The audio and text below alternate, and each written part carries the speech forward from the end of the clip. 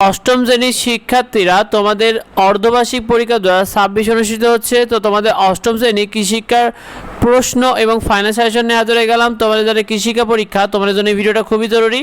তো তোমাদের কোন কোন বিষয়গুলো পড়তে হবে, তোমাদের প্রথম অধ্যায় রয়েছে যে বাংলাদেশের কৃষি ও আন্তর্জাতিক প্রেক্ষাপট। এই প্রথম অধ্যায় থেকে তুমি পার্ট 3 বিভিন্ন দেশের যে কৃষি অগ্রগতি রয়েছে পার্ট 3 এটি একটু ভালো করে পড়বে, বিশেষ করে এমসিকিউর জন্য অনেক বেশি দরকার।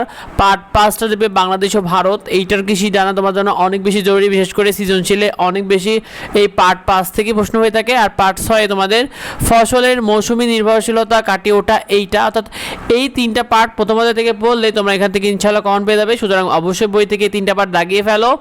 তোমাদের দ্বিতীয় অধ্যায় রয়েছে কৃষি প্রযুক্তি। এই দ্বিতীয় অধ্যায় থেকে তুমি পার্ট 1 ধান চাষে গুটি ইউরিয়ার ব্যবহার, এইটা খুব ভালো করে পড়বে। সচরাচর সৃজনশীল এবং সংক্ষিপ্ত প্রশ্নে এইটাই আসতে দেখা যায়।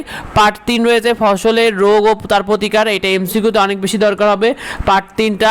পার্ট 4 রয়েছে মৃত পশু পাখি ও মাছের ব্যবস্থাপনা, অর্থাৎ মৃত পশু পাখি কীভাবে করতে হয় এইটা নিয়ে, এবং মাছের ব্যবস্থাপনা নিয়ে যেটা রয়েছে এটা সৃজনশীলের জন্য অনেক বেশি ইম্পর্টেন্ট। সুতরাং এইটা অবশ্যই দাগিয়ে ফেলবে। এবং পার্ট 8 রয়েছে শস্য পর্যায়ের ব্যবহার, এই 4টা পার্ট দ্বিতীয় অধ্যায় থেকে তোমরা দাগিয়ে ফেলো, তাহলে দ্বিতীয় অধ্যায় থেকে তোমরা ইনশাআল্লাহ কমন পেয়ে যাবে।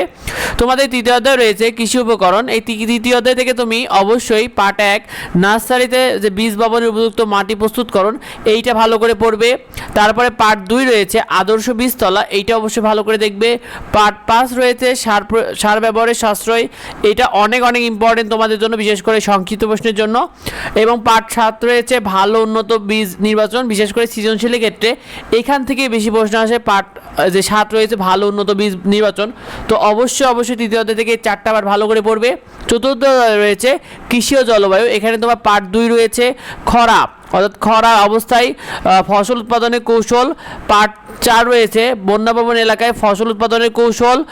পার্ট 5 রয়েছে প্রতিকূল পরিবেশে পশু পাখি উৎপাদন। এই 3টা পার্ট চতুর্থ অধ্যায় থেকে পড়লে তোমাদের যে চতুর্থ অধ্যায় রয়েছে তোমরা এই 3টা পার্ট অবশ্যই দাগিয়ে ফেলো।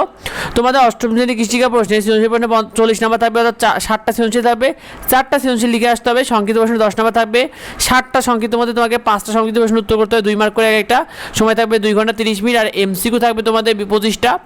তো তোমাদের প্রতিটি সাবজেক্ট নিয়মিত ফ্রি শিট এবং সাজেশনগুলো আমাদের এডুবঙ্গ ইউটিউব চ্যানেল এবং এডুবঙ্গ ফেসবুক পেজে পেয়ে যাবে, সেগুলো পেতে অবশ্যই যুক্ত হয়ে যাও। তোমাদের কার কি সাজেশন দরকার অবশ্যই কমেন্টে আমাদেরকে জানিয়ে দাও। দেখা হয় পরবর্তী ভিডিওতে। ধন্যবাদ সবাইকে।